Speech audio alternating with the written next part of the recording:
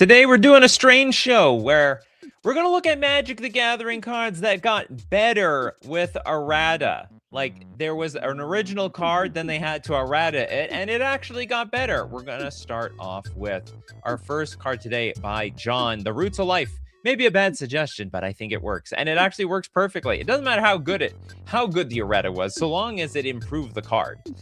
We got a 3-mana enchantment. When you play Roots of Life, choose islands or swamps. Whenever a land of the chosen type that target opponent controls becomes tapped, you gain 1 life. This is a great card versus Urborg, in my opinion. But the deal is, it was errated. It actually got better. As this enchantment enters, choose island or swamp. Whenever a land of the chosen type an opponent controls becomes tapped, you gain 1 life. The big difference here is that this card, here, let's make myself bigger here. The big difference is that it has an enter the battlefield effect. That's very important, which means you could blink this card. See, when the old errata, where when you play Roots of Life, that's when you cast. That's the old word for casting a spell. But this thing now has an ETB. You choose island or swamp. That's fantastic. So let's say you chose island because you're up against, I don't know, a control deck. But then someone plays Urborg. That's great. Just blink your Roots of Life. I don't know how. I don't know, Displacer Kitten. Choose swamp and gain a bunch of life off of everybody that wants to be on swamps. Steve Cooper says, this is a tough show. This is a show you're really going to have to think outside the box. I think it's so tough, I'll allow alchemy cards if necessary. Might even be a short show because it's so damn impossible. I thought you guys wanted a challenge. We got a challenge over here. All right, let's take a look at Corbinek had... Where's Corbinek's card? Here's an easy one. Lightning Bolt. Original printing never could hit planeswalkers. Not by itself. I mean, within the rules, you could. You could argue that this was a downgrade. So hold on, let's go look at maybe not the original print, like the original. So hold on, it's very funny. The original card says Lightning Bolt does 3 damage to 1 target. That actually was more. That's actually very close to what it is today. But there was a point where a Lightning Bolt said they errated it to Lightning Bolt deals 3 damage to target creature or player. And so there was like this weird workaround in order to hit planeswalkers. It actually made the card more cumbersome, where you have to target the player, and then if they say it resolves, then you could redirect it to the planeswalker and so on. And anyway, now Lightning Bolt can technically hit anything directly. Do rules change? It might. You just have to give it to me. Give me your suggestion. We got Bryce with the Aura of Silence. I might have to milk every single one of these cards. Gotta milk them slowly. And then Aura of Silence is a 3-mana. Well, let's take a look at I guess let's go to Weatherlight. This is the original one. Artifacts and enchantment spells cost target opponent an additional 2 to play. Sacrifice Aura of Silence. Destroy target artifact or enchantment. What the hell does target opponent? Oh, only 1 person. And then it got changed to artifacts and enchantment spells your opponents cast. Cost 2 more to cast. That's a huge upgrade. It went from like a 1-on-1 card to actually a multiplayer card. Keep a lookout for those cards, people. Maybe Bryce is onto something over here. Yeah, I got the original print. I'll go to the original printing. We got to see the old card. We got to see the OG. Except when it comes to Lightning Bolt, which actually got errated, then re-errated back to what it originally was, which is a little bit of a weird thing. The other part is still the same. Sacrifice this enchantment, destroy target artifact or enchantment. As it is. Next, we've got Archangel with Gloom. It used to hit only Circle of Protection. Now it affects all white enchantments. Really? What the hell? No way, you're right. What, was that the only enchantments they had? So way back in the day, Gloom was a 3-mana enchantment. White spells cost 3 more mana to cast. Circle of Protection costs 3 more mana to use. I guess that was the only thing back then. You know, it was reserved for Circle of Protection. Like the only activated ability back then was probably Circle of Protection. Now it's been errated to white spells cost 3 more to cast. That's the same, but activated abilities of white enchantments cost 3 more to activate. I'm not exactly sure what this is taxing by today's standards. Do people like to play Gloom? Like, what is Gloom used for today? Is there a single... It's only white enchantments. Before it was just Circle of Protection cards, because I guess that was the only white enchantment with an activated ability. Anyhow, Raktus says, what about Reconnaissance? Let's take a look at it. 69-day errata nerf and reversal. The reversal made it better again. Okay, hold on. He's saying this. We are in the Exodus. So it's a white enchantment for 0. Remove target attacking creature you control from combat and untap it. And then it got errated. Or I don't know if it got ratted and re-errated back. 0. Remove target attacking creature you control from combat and untap it. I guess I just don't know what the history was. 69-day errata nerf and reversal. The reversal made it better again. So like what? So they errated it to something bad, and then they just made it go back to how it was in the first place? Because it's identical. Nothing's changed. But unfortunately, I don't know the history to this card. T. Corellia says, this stream, I'm going to learn a lot about then and now with cards back then. And you're going to learn about them now. Mercenary with Ancestral Recall. When did this... I don't even remember what this card said. Draw 3 cards or force opponent to draw 3 cards. Ah, yes. Okay, so now it's like any player can draw the 3 cards. Now it's target player draws 3 cards. Whereas back in the day, they just assumed that there was only one opponent. It's very similar. Like, how does this change, if it changes at all? Or force opponent? Oh, you know what? You could say that this is a downgrade. I would actually... You know what? I'm going to disqualify this. I'll explain why. It went from a single-player game to multiplayer games, but you still force an opponent to draw 3 cards, right? I'll explain to you why this is a downgrade. The new version says you have to target the player.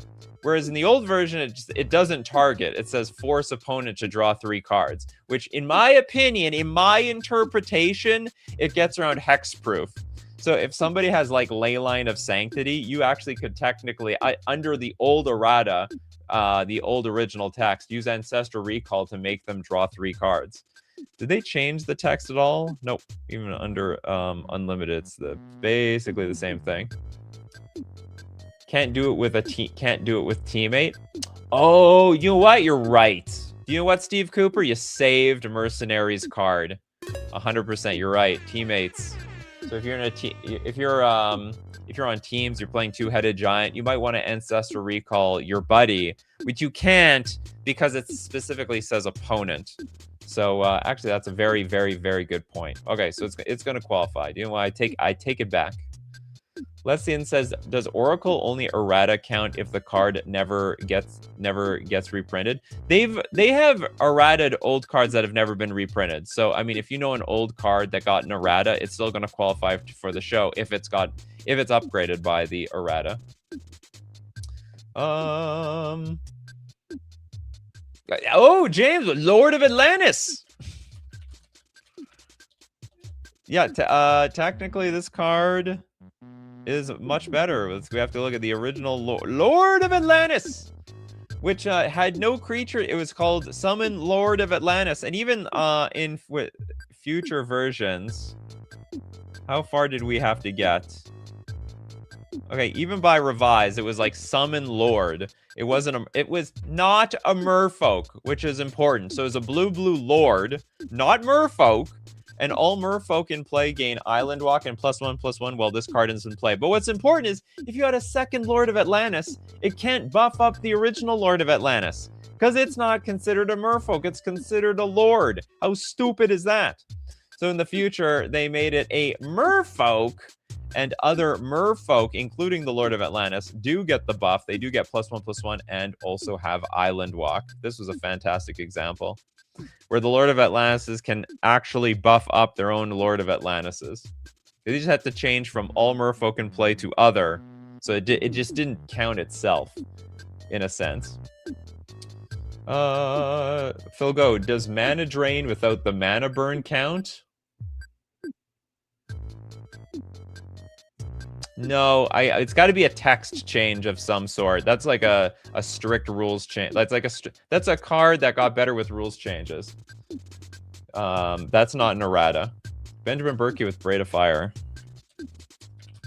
This might also be a rules change card. So we have 2 mana enchantment.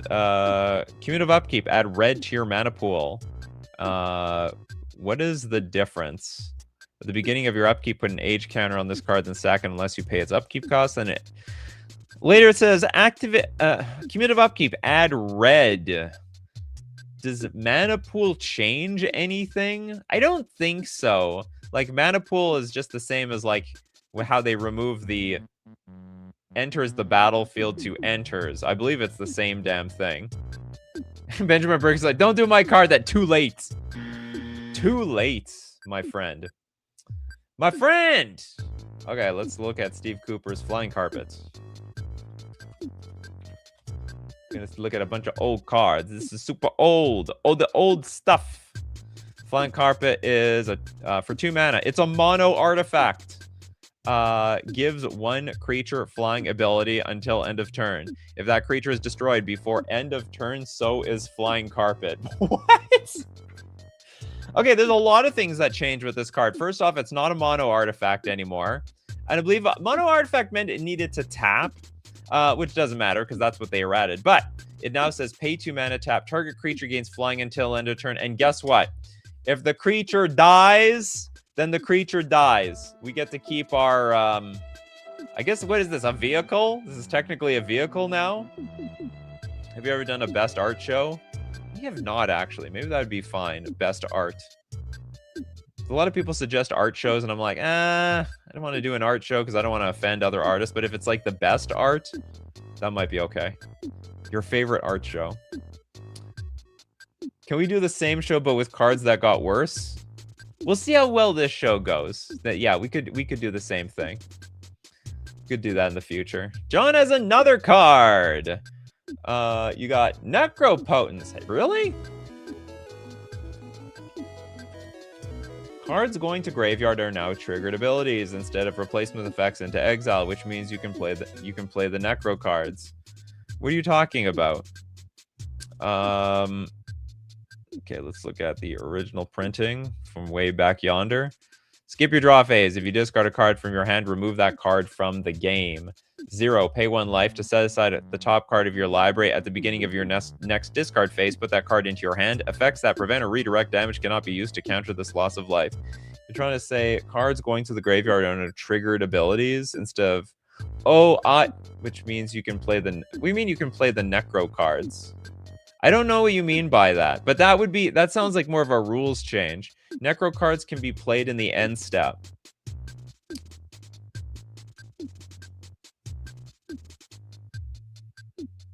Oh, but that's a rules change that makes this card better.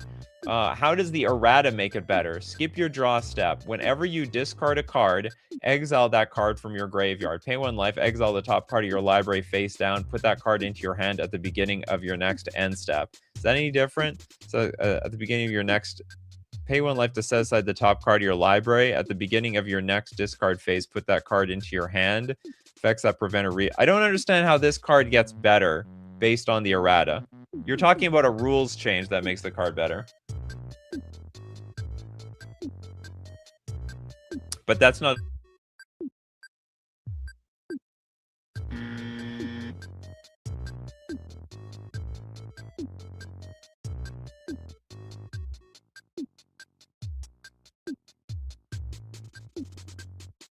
On the... Okay, we're back. Hopefully I'm back. Okay, Lestian with I'm gonna give the super chat to part of it to Lestian. Preemptive strike.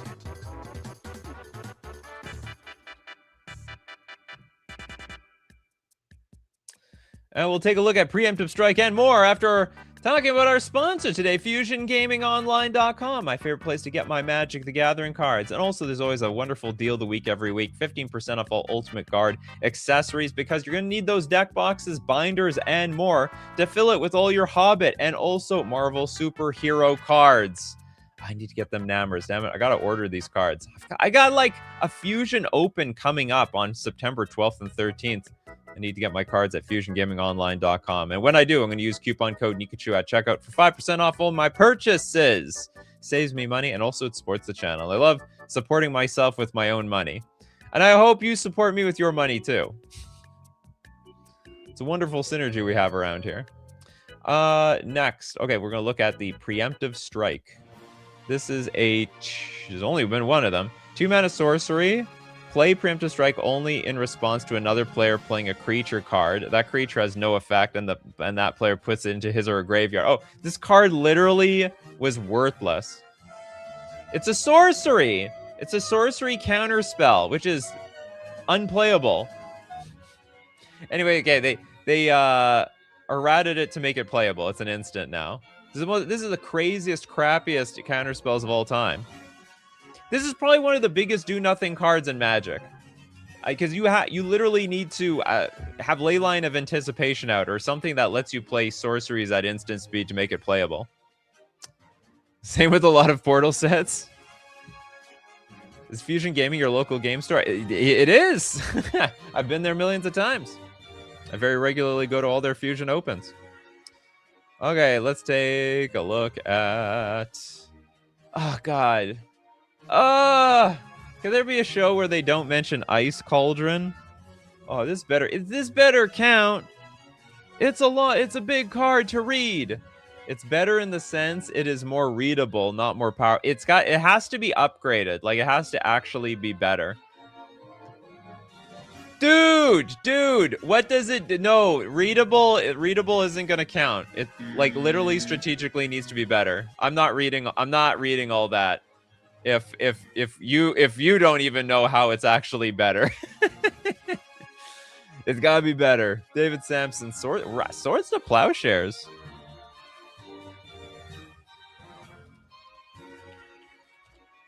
Outside. Okay, so outside the game and Exile are different zones. Outside the game is easier to get access to than Exile with wish cards.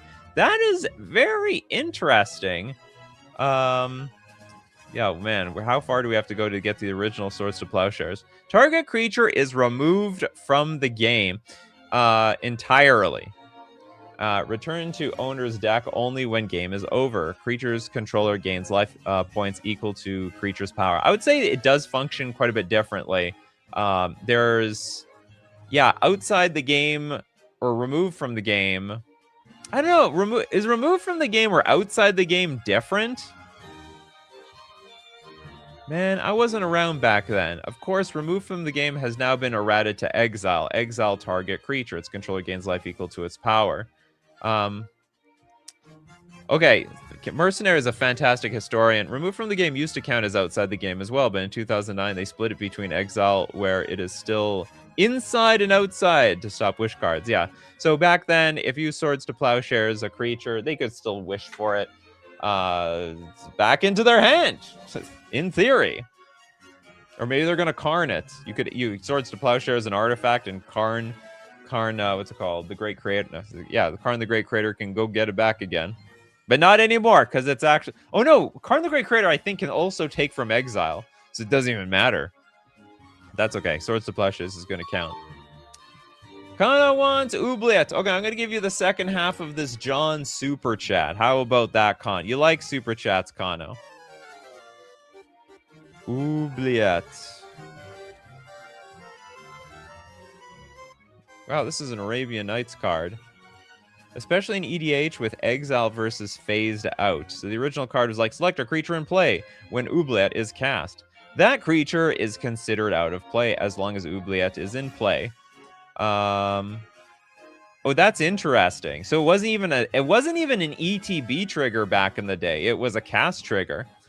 Hence, the creature cannot be the target of spells or target of spells and cannot receive damage, use special powers, attack, or defend. All counters and enchantments on the creature remain, but are also out of play. If Oubliette is removed, creature returns to play. I wonder if they're going to errata this card one more time, because now it's when this enchantment enters, target creature phases out until this enchantment leaves the battlefield. Tap that creature as it phases in this way.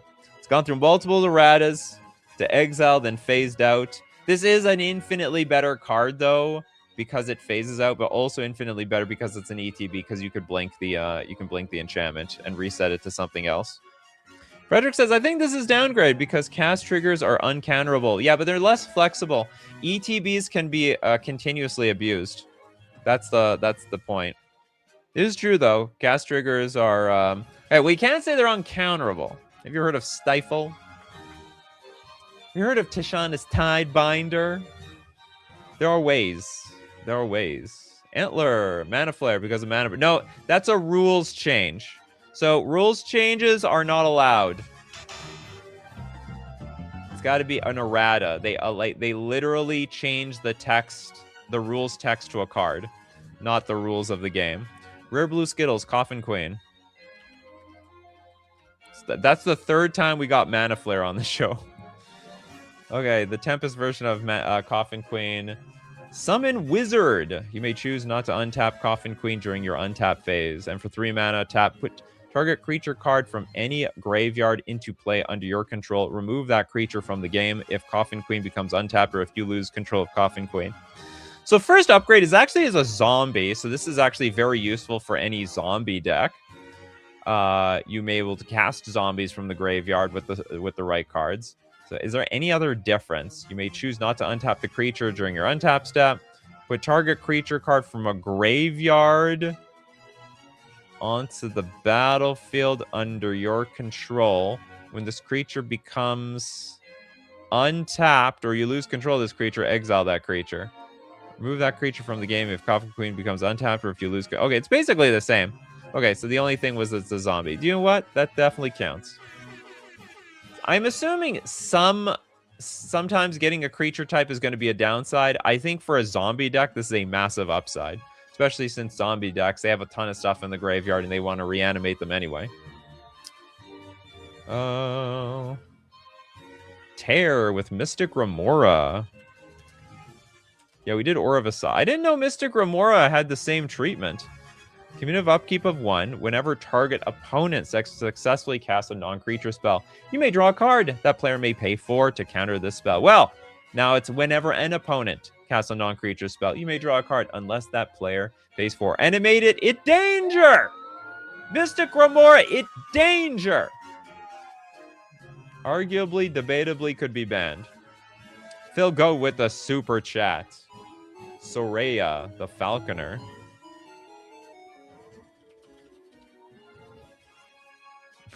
The hell? But they made her a human?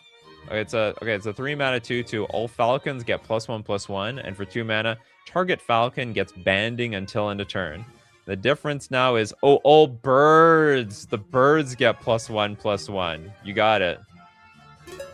It's always a lot better. Mystic Remora got errated. That's a bit fishy. It did. So for the bird players out there, yeah, I would hate that something would say, oh, you get +1/+1 to all Viashinos. Like the Viashinos are all lizards now, aren't they? Something like that.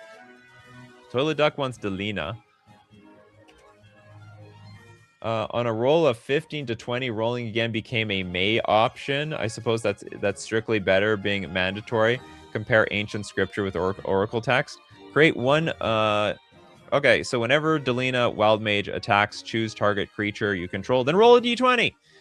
1 to 14, create a tapped and attacking token that's a copy of that creature, except it's not legendary, and it has exile this creature at the end of combat. And 15 to 20, create one of those tokens. Roll again! And so it's like, create one of those so they errated it to create one of those tokens, you may roll again. I think this is because of there might be multiple effects on the battlefield that let you roll like more d20s. Like if you roll a d20, you get to roll 2. I'm assuming like, or if there's any situation where you'll roll like you're forced to roll multiple times, or you're like really lucky, you can like cut it out at some point. If you rigged your own die, it's quite the upgrade. It's almost like a convenience upgrade. I guess in theory, well,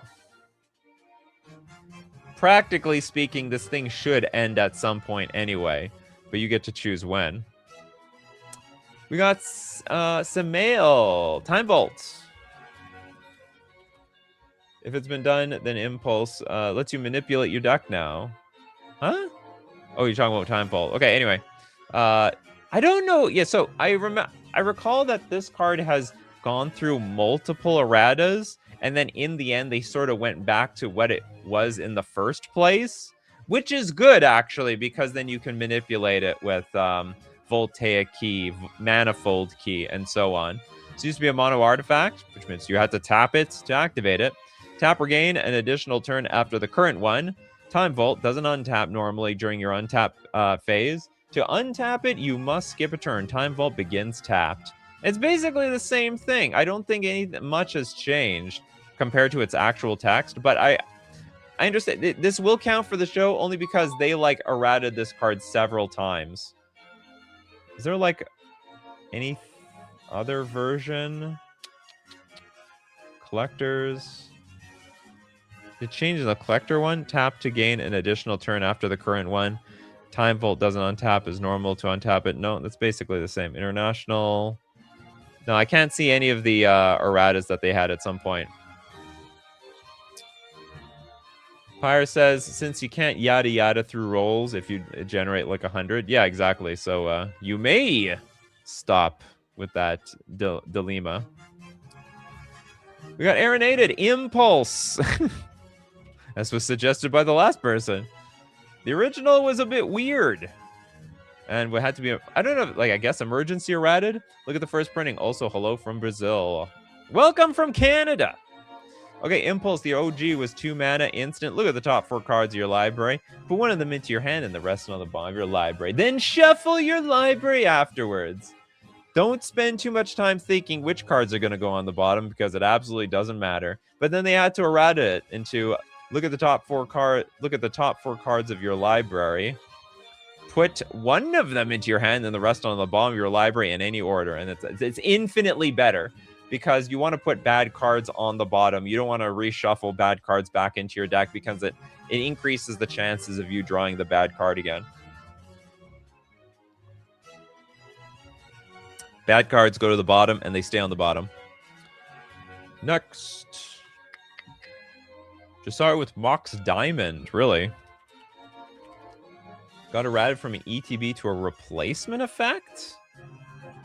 Really? When it enters because Wizards of the Coast hates Stifle? That's stupid. When Mox Diamond comes into play, choose and discard a land card or sacrifice Mox Diamond. Ah, now it says, if this artifact would enter, you may discard a land card instead. If you do, put this artifact onto the battlefield. If you don't, put it into its owner's graveyard. Well, that's stupid. They should have let us... Oh, I see. This is super punishing. It's massively punishing. It's a 2 for... It's like a... Yeah, no, it's like a 2 for... It's a 2 for 1? Yeah, I guess it's a 2 for 1. When you play this card, you get hit by Stifle. That's just awful. The real question is, why do you have bad cards in your deck? We all love bad cards in our deck. Next, we got Archangel New, Floral Spasm. The original demands you to wait for the piece of card to make the decision, which will take forever. What? Oh, it's 4 mana for a 2/2 Spasm. If Floral Spasm attacks an opponent and is not blocked, then Floral Spasm itself may choose to destroy a target artifact under that opponent's control and deal no damage. I'll tell you what you have to do, everybody. Everyone's got to put their hand on the Floral Spasm like it's a Ouija board. And then everyone has to ask, Floral Spasm, You must tell us. You must choose target artifact on the battlefield. Lead us, Floral Spasm. Lead us. And then the Floral Spasm will choose. I think that's the way to do it. And they've read it. When this creature attacks and isn't blocked, you may destroy target artifact defending player controls. No, that Ouija board stuff. Telling you, Ouija board. You just had to Ouija board the Floral Spasm. It would have worked. It works just as well as when you rent cards with Mana Traders, the premier place to rent Magic cards on Magic Online. My favorite client for playing cheaper. Well, it's cheaper when you rent cards, so you can play every deck possible. It also saves you money if they ban your card or deck out of existence in the format. You get to play more decks when you rent, and you get that competitive edge. Play the best cards immediately. Prepare for your tournaments, and you can also support the channel when you use coupon code Nikachu_AOI for 40% cash back on your 3rd month subscription. Back to Floral Spasms. And back to the show.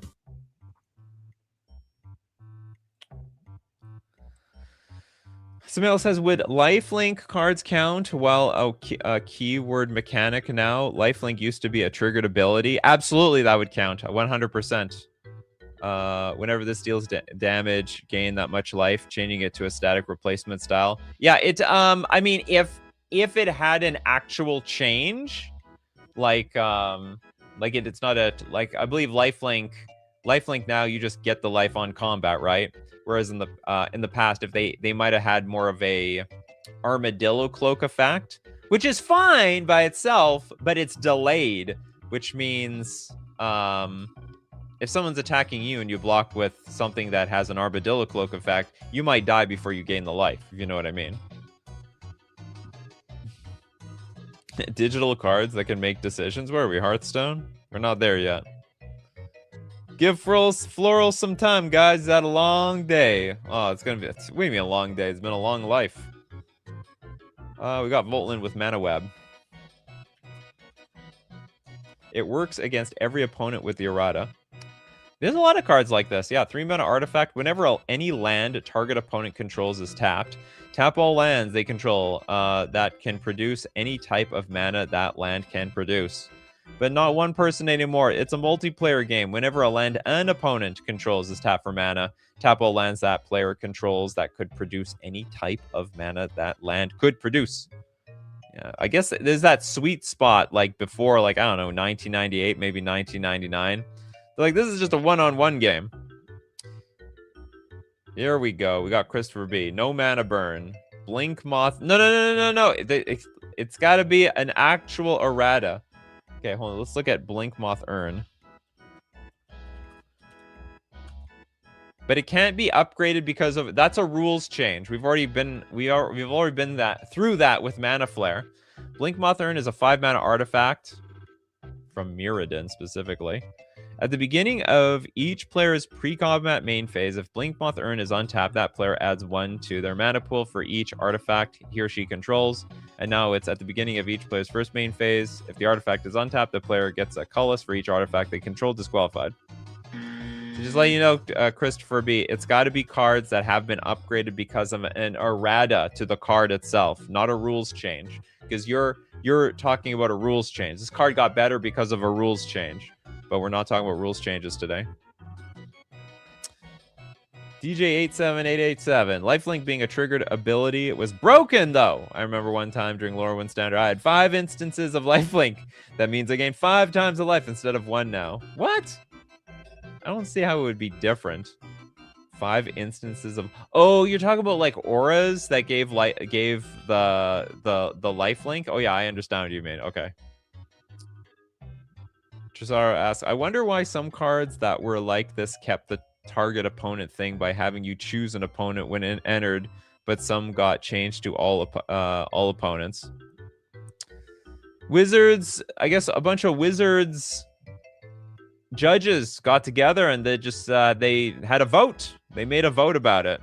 Which cards will do what? Red Blue Skittles with the super chat. Thank you very much for your super chat. Goblin King. Goblin King got the Lord of Atlantis treatment.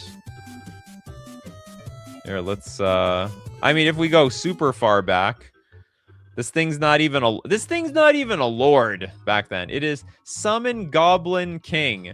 Oh, you know what? Back then, it was Goblin and a King. If I were to interpret, so it's still a Goblin. This card actually is better in alpha form. I never even realized that. It is both creature types Goblin and King, and buffs itself and gives itself Mountain Walk. Unbelievable. But okay, I assume we're gonna go with the unlimited version, or the version that existed for like 10 years before they actually changed it. So originally, not originally, eventually got changed to a 3-mana Lord that was a 2/2. And all goblins in play gain Mountain Walk and +1/+1 while this card remains in play. But it never buffed itself, so multiple Goblin Kings cannot buff each other because it's a Lord. It's technically a Lord, not a Goblin. And yeah, but then they turned into a Goblin, and all other Goblins get +1/+1 and Mountain Walk. So it can't buff itself, but it can buff other Goblin Kings. But that's interesting. You know, if I look at this thing literally, the original Goblin King it's busted. It does count as a Goblin because Goblin is in its name. There was no Merfolk of Atlantis. I bet that wasn't confusing at all. Yeah. Mercenary says Goblin King as Goblin is better, and being able to do its horrible things at the same time was better. It is funny. Yeah, the Goblin King doing Goblin things. Buffs itself immediately. So it was a 3-mana 3/3 with Mountain Walk. That's hilarious. Next. Kata Da Fish, Winter Orb. Did this get better or worse? Okay, let's take a look at the original. This big icy polar bear somewhere in Canada. 2 mana for a continuous artifact. Players can untap only one land each during untap phase. Creatures and artifacts are untapped as normal.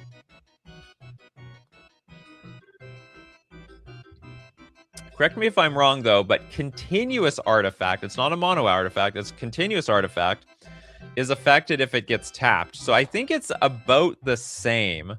As long as this artifact is untapped, players can't untap more than one land during their untap steps. I don't think anything has changed here. We did do Time Vault Fen Factor. I think this is the same card, unless you can tell me what's different about it. It looks different, but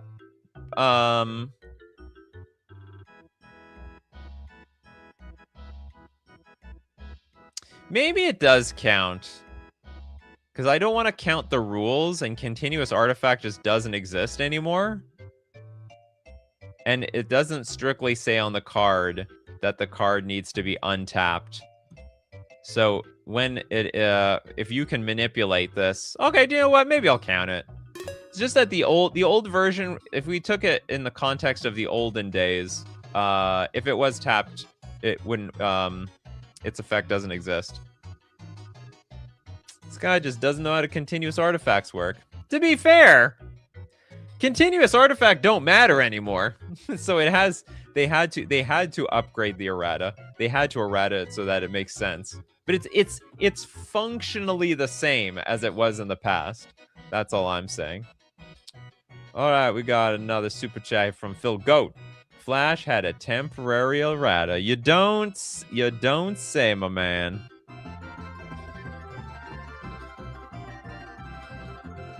Scary looking card. Where if you didn't pay the full cost, the creature didn't ETB, and you didn't get die triggers, then they changed it back? Choose a creature card from your hand and put that creature into play as though it were just played. Pay the creature's casting cost reduced by up to 2 if you cannot bury the creature. The creature didn't eat.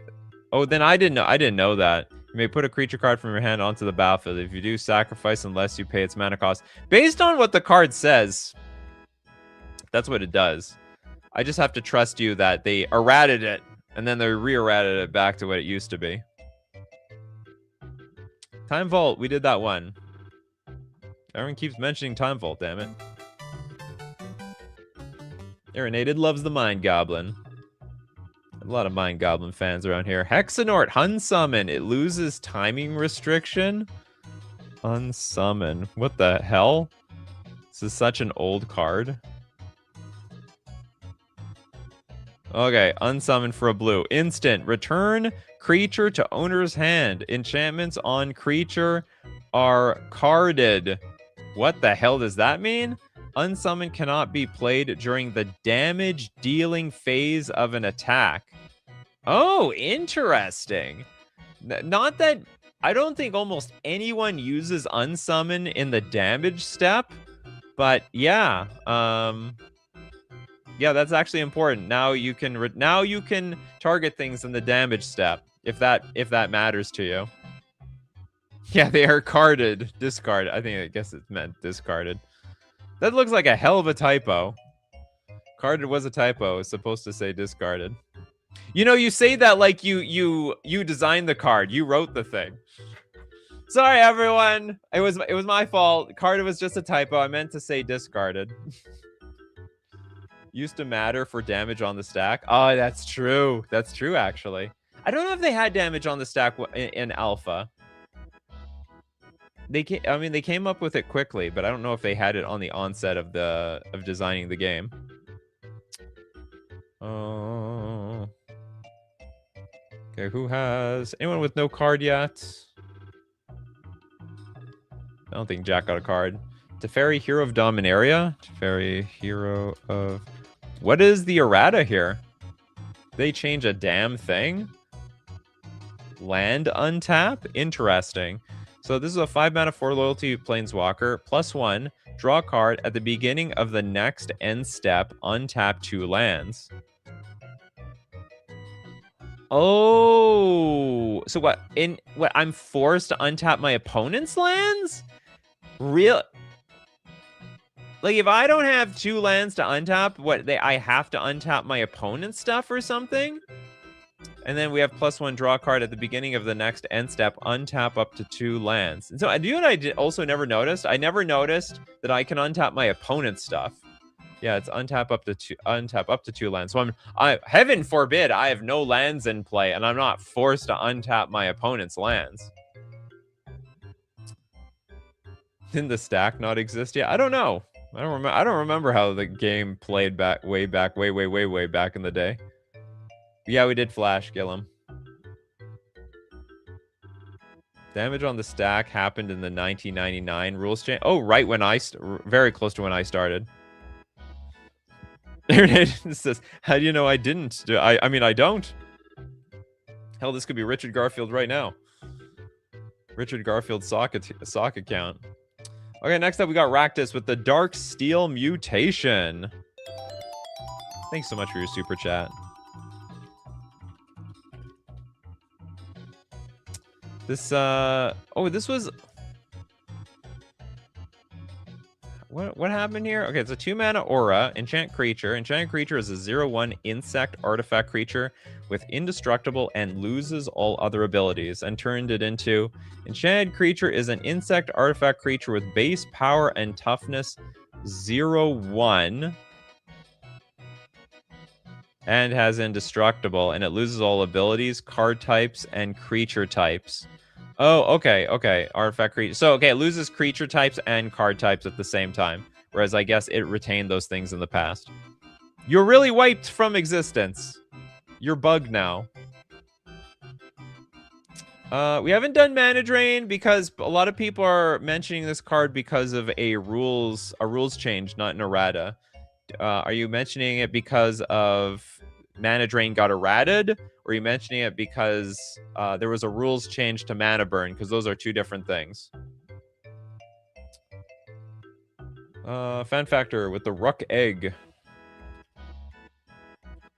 I think this is going to get disqualified. And I'm going to tell you why. Because it got worse, right? Wasn't it? It was OP back in the day. So actually, we're looking for cards that got better with errata, not worse. So back in the day, if it goes to the graveyard from anywhere, from your hand, being milled from your deck, it did not matter.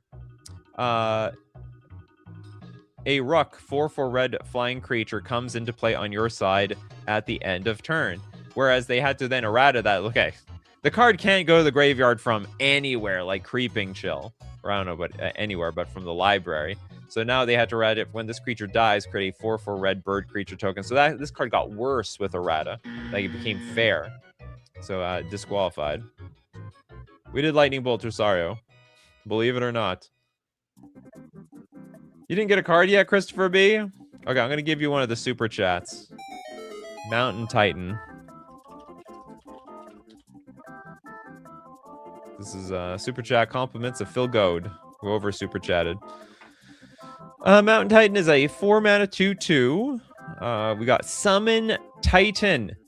And for 3 mana, for the rest of the turn, put a +1/+1 counter on Mountain Titan. Whenever you successfully cast a black spell for the rest of the turn. How the hell does that work? What, until end of turn it gets a counter? So, okay, what's the errata? So now it's a giant. And for 3 mana, until end of turn, whenever you cast a black spell, put a +1/+1 counter on this creature. Oh, permanently! That's a massive upgrade. That's huge. For the rest of the turn, put... Yeah, if I understand this correctly, when they say for the rest of the turn, it's not the game. You just get a counter. But in this case, under the new rules, it's you get the counter for forever.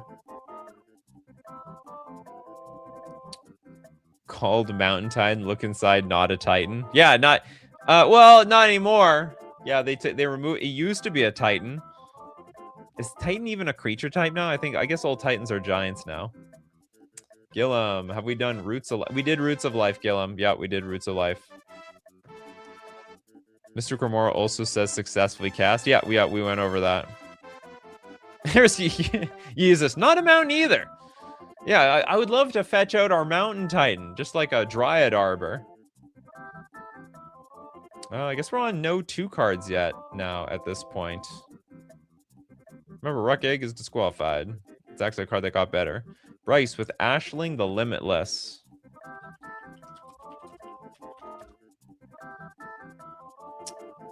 We got an errata. Elemental spells you cast from your hand have evoke 4. Oh, it's different. Elemental permanent spells you cast from your hand gain evoke 4 as you cast them. How is that different? Elemental spells you cast from your hand.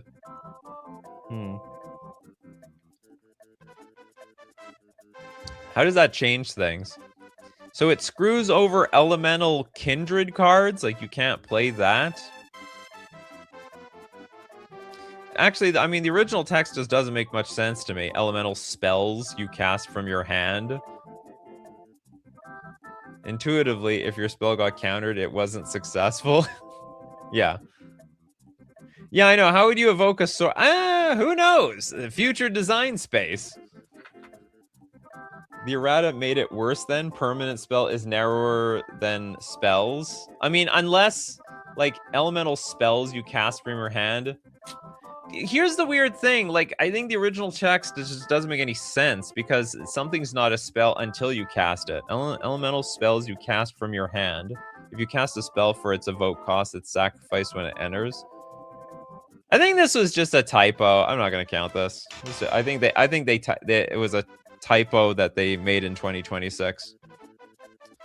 Yeah, can't invoke instants and sorceries. Not yet, everyone. Not yet. Just wait. It'll get evoked into the exile zone.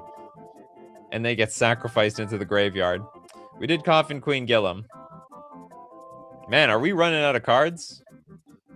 Okay, we got Samael with Loxodon Warhammer.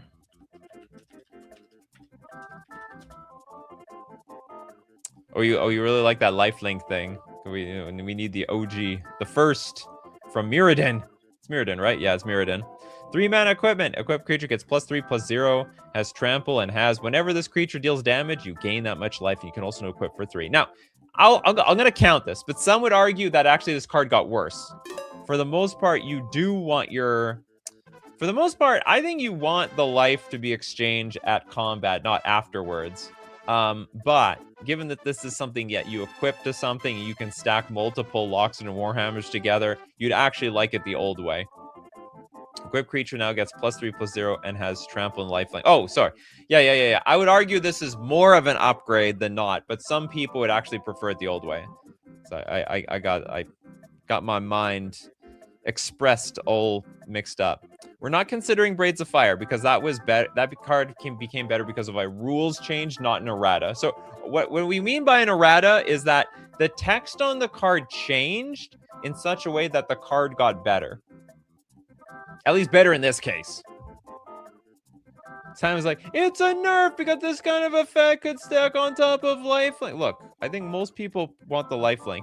If you're on defense and someone's attacking you for 1 billion damage, you need that life immediately. Lifelink not being triggered can save your life if you would die in combat without the lifelink, so it's better. I think by default, lifelink is better than a triggered lifelink. But just by default, you know. You can build your deck around to, like, you know, Armadillo Cloak stuff. Should have allowed rules changes at the beginning. We've done a rules change show. It's like, that's the thing. We've done it before. It has been done. Who do we got? Okay, we got Venado Dono from Rakdos. Have we run out of cards already?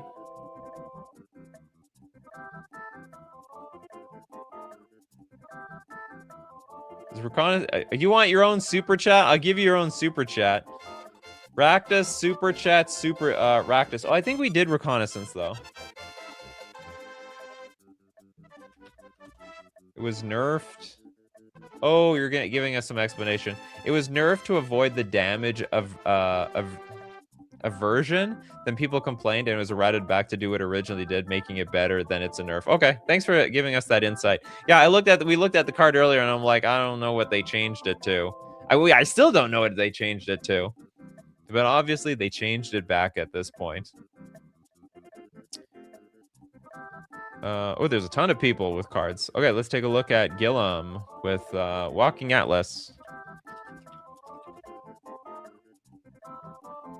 Only has one. Oh yeah, it's just a minor thing. Originally, it was a 2-mana creature construct, like an AI generated card. Now it is officially an artifact creature. It's got pros and cons to that. Like, okay, now that's an artifact, you have artifact synergy with, you know, all your affinity cards. But back then, you know what? I don't think you were vulnerable to disenchant. It's the only difference. Leon Corgi with control magic. Control, we need the OG, the first one. Oh, the original art is weird. It's a okay, so it's a 4-mana enchant creature. You control target creature until enchantment is discarded or game ends. Thanks for clarifying that. Back in the day when you could steal your opponent's stuff through ante. You can't tap target creature this turn, but if it was already tapped, it stays tapped until you can untap it. If destroyed target creature is put into its owner's graveyard. That's actually a huge distinction, because if we stole a creature that had a hasty tap ability, we'd be allowed to use it immediately. Normally, but this old version of Control Magic actually says we're not allowed to do that. You may not tap that card. But now the new, the errated version just says, enchant creature, you can control enchanted creature. And I may tap it if I want to do that. Yeah, this disabled, it disabled haste, and it also just disabled like haste with activated abilities. You know what I mean? Yeah, what a glow up. Big time change. Next, let's take a look at Tears Unyaro Griffin.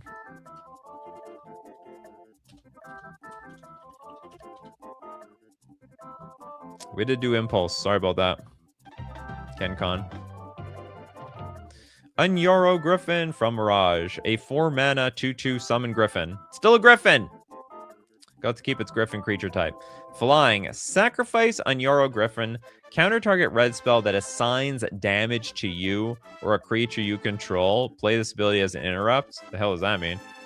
Flying. Sacrifice this creature. Oh, counter target red instant or sorcery spell. That's a massive upgrade. So instead of countering something that dealt damage, now we just hard counter instants and sorceries regardless what they do. We can counter Goblin Game with the Unyaro Griffin. old Unyarl Griffin would never been able to do that. Gillum is like, wow, this show is tough. It's tough for some people. You know, I think you have to be a little bit of a historian. Maybe you knew what the old cards are. Felicia with Aladmari, Lord of Leaves. From Tempest. Green for a 2/2 Summon Legend. All elves gain Forest Walk. Elves cannot be the target of spells or abilities. Not anymore! And now it is an elf warrior. Basically, this is just another version. I'm surprised they didn't print this in alpha and beta. It's basically the same as Lord of Atlantis and Goblin King. Before it was a legend, it wasn't even a lord. So now other elf so now it's an elf warrior. So it can buff up. Oh no, it cannot. You know what? It still can't buff up other Eldoramis because it's legendary. There can't be more than one in play. Still, it's still a big difference. Other elf creatures have Forest Walk, and other elves have Shroud. Most importantly, if you have something in play that lets you play multiple legends or copy this thing into another legend, then they will protect each other. You can copy it and it doesn't get sacrificed because of the legend rule. There's a lot of gimmicky stuff that works around that. Ken Khan with Castle.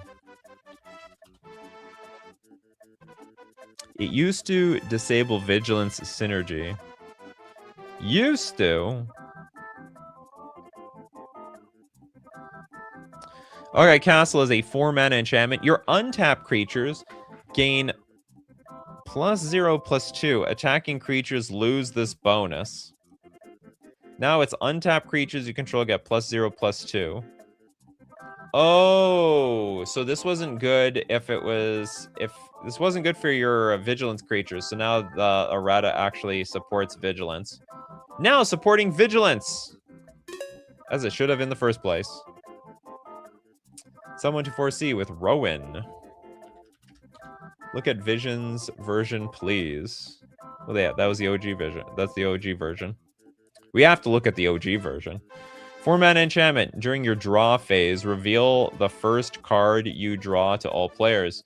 If that card is a basic land, draw a card. During your draw phase, reveal the first card to everybody. If it's a basic land, we draw it. Okay, now it's reveal the first card you draw each turn. Whenever you reveal a basic land card this way, draw a card. What's different? Reveal the first card you draw each turn. Oh, the difference is you could draw cards at your upkeep before. You could draw cards before the draw phase. So it's just the very first. Oh, and it's every turn, actually. So this was originally just your draw phase. Wow, this was super power crept. And it's every single turn. So like on my opponent's turn, if I play Surveil or something, or Consider, or some sort of instant speed cantrip, I get to show everybody. When you feel, I don't get it though. Like, what is the advantage here? On your draw phase, reveal the first card you draw to all players. If that card is a basic land. Oh, I see. So if it's a basic land, I draw 2 cards because I drew the basic land as my card, but then I draw an additional card after that. That is insane. That is insane. So they fixed it in 7th edition. Reveal the first card you draw each turn whenever you reveal a basic land. Yeah. No, that's true story. That's an amazing upgrade. If you have multiple, they stack. Whoa! They're broken. Rare Blue Skittles with the Rock Hydra. Let's rock it up in here. Thanks so much for your super chat. Just for the lulz, you said. All right. We got a red X. Summon Hydra. Put X +1/+1 counters, heads, on you. They should put in quotation marks. It's the heads on Hydra. Each point of damage Hydra suffers destroys 1 head unless red is spent. During your upkeep, new heads may be grown for red apiece. Honestly, that's pretty clear and easy to understand.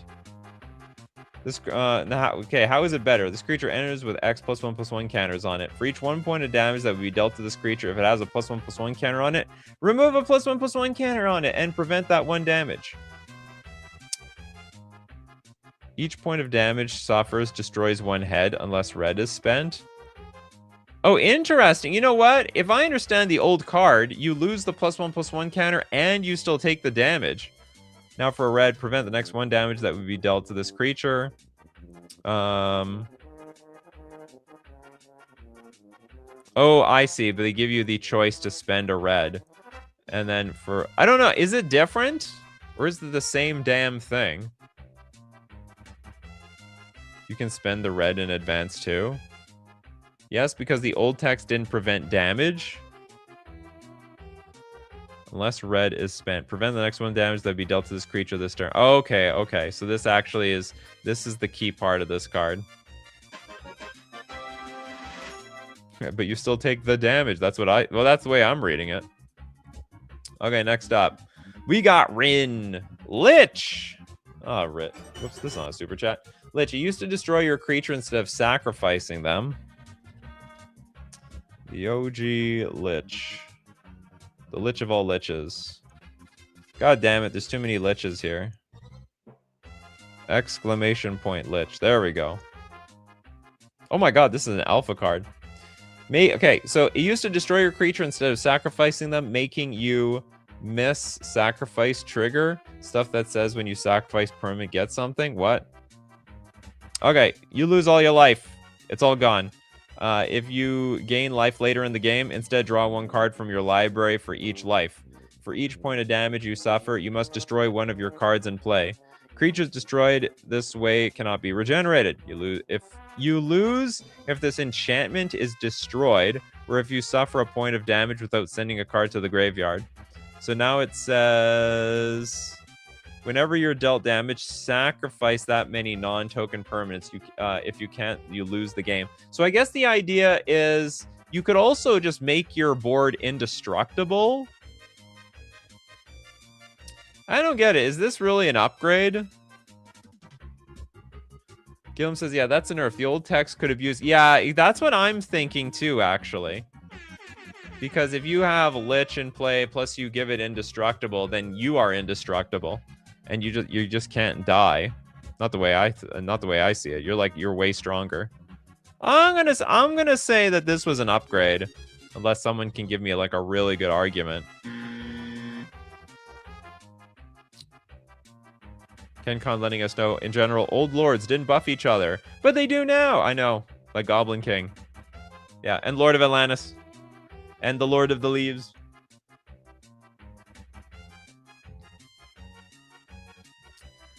Rin is like, oh, that's true. I didn't think of that. That's okay. That's what we got the coffee crew over here. Little MX Doom. Simulacrum.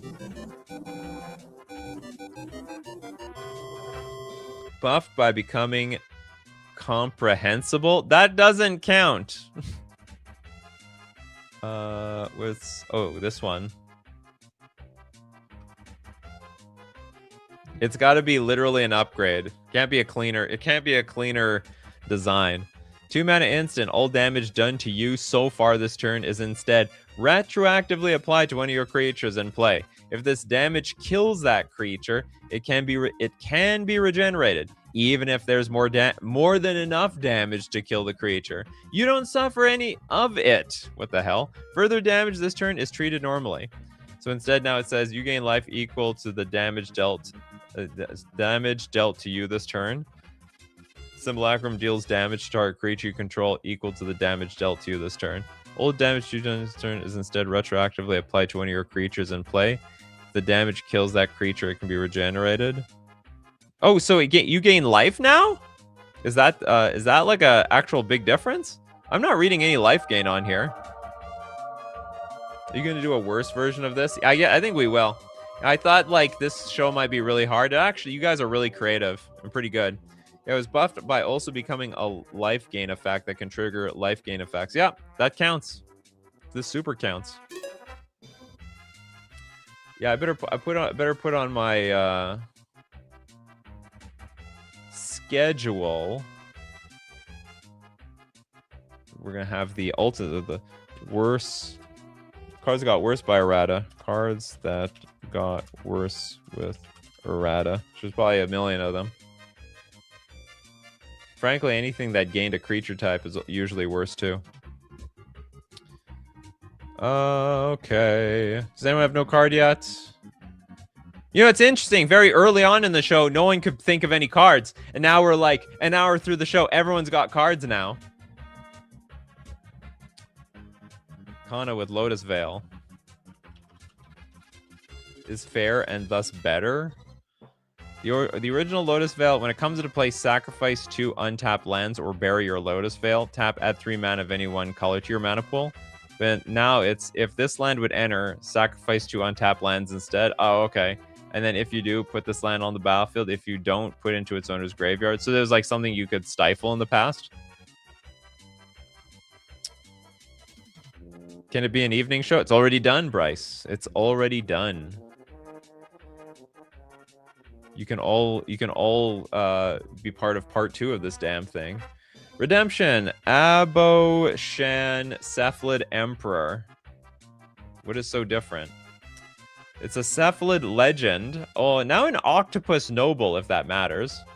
Tap and untap No, now it's an octopus. There are more. I don't know. Are there more octopuses in this game? More octopusy. Tap and untap. Tap and untap Cephalid you control. Tap target permanent. And for triple blue, tap all creatures without flying. And now it's tap and untap Octopus you control. Tap target permanent. And then same thing. Tap for triple blue. Tap all creatures without flying. I think they've printed more octopus cards, and so there's just like there's more creatures in addition to the Cephalids that are octopuses. Yeah, the octopuses. If you add them to the Cephalids. Clip that. He said octopusy. Octo what? How? Oh, is it octopi? I think that's that's the plural for more than one octopus. Isn't there literally a James Bond movie called Octopussy or something? Maybe I got it wrong. Cephalid can't be a subtype, but all the universes beyond aliens have their individual species names. Yeah, shake head. Oh, Octopedes is also valid. There we go.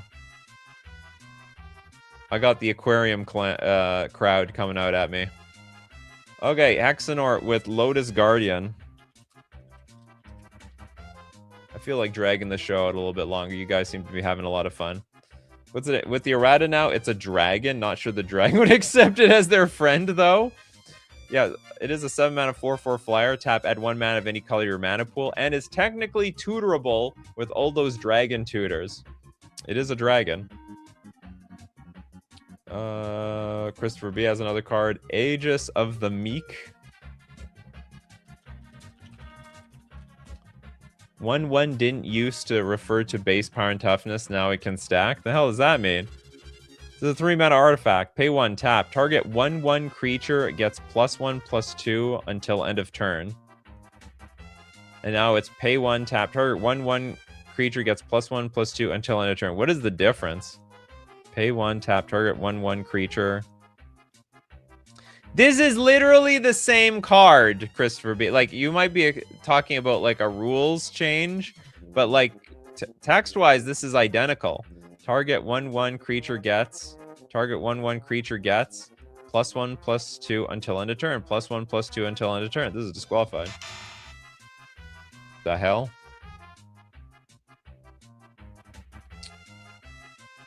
It's like Christopher B says, "Oh, I guess I thought it would refer to base power and toughness in the text." No, it's interesting that you're even thinking about this card. I don't even know this card exists. 1/1 creature used to refer to stats. I think this is a rules. Yeah, this would be more of a rules change than errata. Homrad will be errata to lobster in November. Is that real? Although Homrad's gonna be lobsters. Okay, do we have any more cards? Archangel New talking about Aeson. Crusader now counts towards 2 creature types. The Homelands card, 4 mana for a 2+*2+* creature. Aeson Crusader has power and toughness each equal to 2 plus the number of heroes you control. Oh, so now it's been errated to Aeson Crusader's power and toughness are each equal to 2 plus the number of soldiers and warriors you control. So 2 creature types are better than 1. But in theory, is it?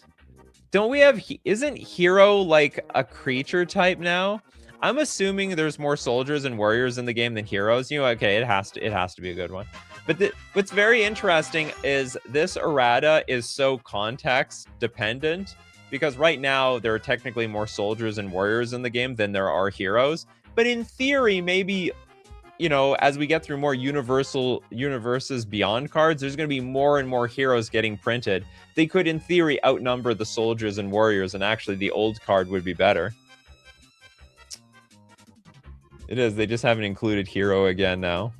Yeah, there are more soldiers and warriors than heroes, especially considering soldier tokens. Llanowar elves? I don't believe it. Because Mana Ability used to use the batch, old implementation stack as interrupts. Now Mana Abilities don't use the stack. Did it say? Tap 1 green mana to your mana pool. This can be played as an this tap can be played as an interrupt. Oh, wait, it had to use the stack? That doesn't make any sense.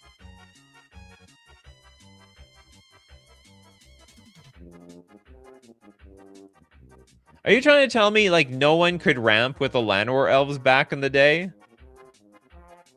Just out of curiosity?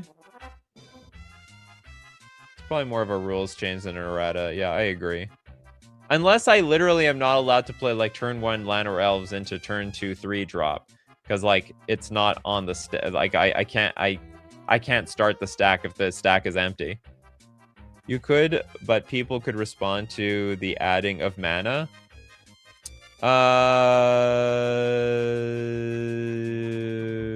Okay. Oh, then that is different. Okay, so if tapping actually literally used the stack, this tap can be played as an interrupt. I guess, okay, so like if I'm tapping Llanowar elves for mana, then my opponent can respond to the tapping like as if I'm responding to a Deathrite Shaman activation. So you know what? I think I'll count this, because this is just a clean adds a green. Never use the stack. Doesn't use and never will use the stack. We got Toilet Duck with a Prosperous Thief versus Prosperous Thief. A Prosperous Thief. Okay, so this is Prosperous Thief. It's a 3-mana 3/2 with ninjutsu of 2. Whenever one or more ninja or rogue creatures you control deal combat damage to a player, create a treasure token. Whenever one or more ninja or rogue creatures you control deal combat damage to a player, create a treasure token. Whenever one or more ninja or rogue creatures you control deal combat damage to a player, create a treasure token. What is the difference? I don't know. Whenever one or more ninja or rogue creatures you control deal combat damage. Creatures you control deal combat damage to a player. I don't know the difference. If you're trying to show me like a difference. Guess did the arena version get errated? Ninjutsu. Whenever one or more ninja or rogue creatures you control deal combat damage to a player, create a treasure token. I don't get it. I like really don't get it. Alchemy cards shouldn't be counted. They aren't erratas. They are balance changes. You know what? I said that we would accept alchemy cards if the show was too hard, and actually the show wasn't hard enough. Although people kept mentioning the goddamn Braid of Fire, but it was okay. It all ended up pretty well in the end. This was a great show. It was a banger show. You guys did so well. I'm actually surprised, and I learned a lot of things. Too bad we couldn't see the history of some of those erratas, but that's all good. We do these shows Monday, Wednesday, Friday, 9 a.m. Central Standard Time. Be there or be square, or also Tuesdays, Thursdays for the evening crowd. Looking at all of you here today at 8 p.m. Central Standard Time. Thanks to everyone who supports the show. If you're a patron on Patreon, a member on YouTube, or you super chat to be part of the show, or even super chat so other people are part of the show. Thank you so much, Coffee Crew, for being here today. People, whoa, how many people we got here? We had everyone. We had KenCon, Gillum, Toilet Duck. We got Simone, Someone 24C, Little MX Doom, Steve Cooper. Oh, the power and toughness was different. No, I didn't even check that. Of all the things. Mercenary, David Sampson, Kano. I think I got Gillum, Christopher B. Who else we got here? We got Mordrak. Bryce. Look at the power and toughness in these blue cards. Yeah, they had to buff up the blue cards. As usual, my coffee crew, keep brewing those coffees. And we're going to keep brewing up the magic. Take care of yourselves, and I will see you at the next cup.